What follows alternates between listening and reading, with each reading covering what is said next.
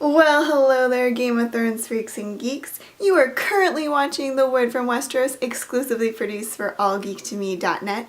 I'm Kate Calabro, and this is my show. This week we'll be talking all about Game of Thrones Season 5, Episode 4, The Sons of Harpy. But before I completely geek out over all the Lyanna Stark and Rhaegar Targaryen mentions we got in this episode, I will give you your water cooler recap of what went down. Tyrion puts the clues together and realizes that Lord Friendzone is the one that kidnapped him in a lame attempt to win back Dany's trust. Jaime and Bronn make it to Dorne, and we get our first look at the Sand Snakes, who seem a little bit more costumey than sexy to me. The Red Lady tries to seduce Jon into joining Stannis as they march onto Winterfell, but if we recall, Jon Snow knows nothing. Cersei and Margaery continue to make power plays against each other, but Cersei might have just taken things to the next level when she got the Sparrows involved. Over in Winterfell, Littlefinger informs Sansa that he is riding back to King's Landing, but he has complete confidence that Sansa can take care of the Boltons while he's gone. In Meereen, the Sons of Harpy stage a full-on attack on the city, which leaves both Grey Worm and Ser Barristan fallen.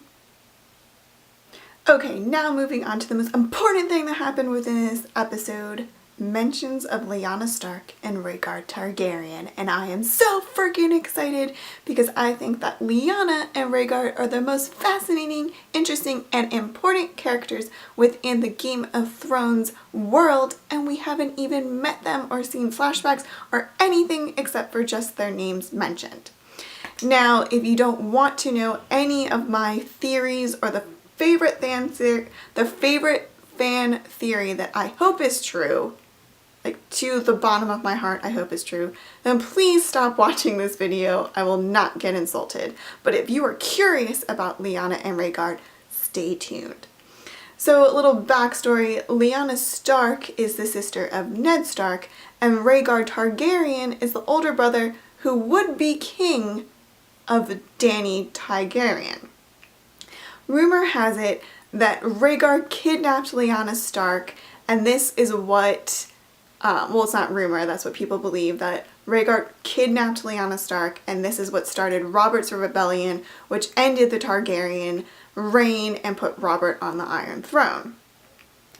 Now, a lot of people think, and so do I, that Lyanna Stark and Rhaegar Targaryen were star-crossed lovers, fell in love, and ran away together, which did start the rebellion because Robert was supposed to marry Lyanna. And during their little love affair, they produced Jon Snow, who, when Lyanna is on her deathbed, makes Ned Stark promise that he will protect Jon Snow and that he will not tell anyone about her secret.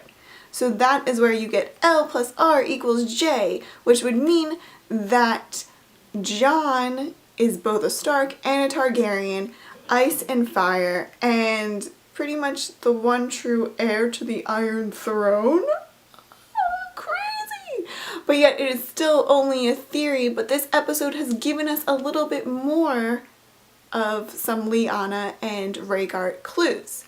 We first see over in the wall when Stannis' crazy wife comes up to him and talks to him about Jon Snow, and she questions why he's so interested in a bastard. And Stannis goes, well, that's not something Ned Stark would do, meaning he would not make a bastard child. Clue number one. Then we're over in Meereen, where Dany hears stories about her song-singing brother Rhaegar and how he was a kind soul and didn't like fighting and didn't like war. So why would he deliberately kidnap a woman and start a war if that wasn't what he was in for? Then over in Winterfell, which is I think the most giving clue of all and the most interesting little piece of Lyanna Stark that we got, Sansa is down in the crypts paying her respects to her fallen ancestors when Littlefinger joins her and they stand in front of Lyanna Stark's statue. Littlefinger makes a comment like, how many men and women have to die because Rhaegar Targaryen chose your aunt over his wife? Sansa then, of course, replies with, he kidnapped and raped my aunt. And Littlefinger gives this little look like, that's what you think. So yeah, I'm completely nerding out about all this Lyanna Stark and Rhaegar Targaryen stuff that is happening, that happened within the episode, and I want so much more. They are truly, if we didn't have these characters, we would not have a story. They're what started it all. So I want a flashback, I want a spin-off series, I want it all. I want to see everything. So please, please, Game of Thrones, give us more Lyanna Stark and Rhaegar Targaryen, and please let us know if L plus R equals J is real, because I can't take it and I'm losing my mind. George R. R. Martin, you're driving me crazy. So this episode was not as action-packed as previous episodes. There were tiny little hints and a kind of power plays going on. So the Lyanna and Rhaegar little mentions were the juiciest bits for me and just kept me going, and I was completely freaking out afterwards.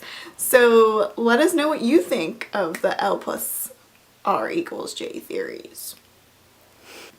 Well, that about wraps it up for this episode of The Word from Westeros. Please make sure to leave your comments below on what you think of Game of Thrones Season 5 so far, and your take on all the Lyanna and Rhaegar Targaryen hints in this week's episode. Make sure to subscribe to All Geek to Me TV on YouTube so you never miss another episode of this show, and also check out our other great geeky content that we have up on the page. Game of Thrones airs Sundays at 9 p.m. on HBO, and until next time, remember, you either win or you die.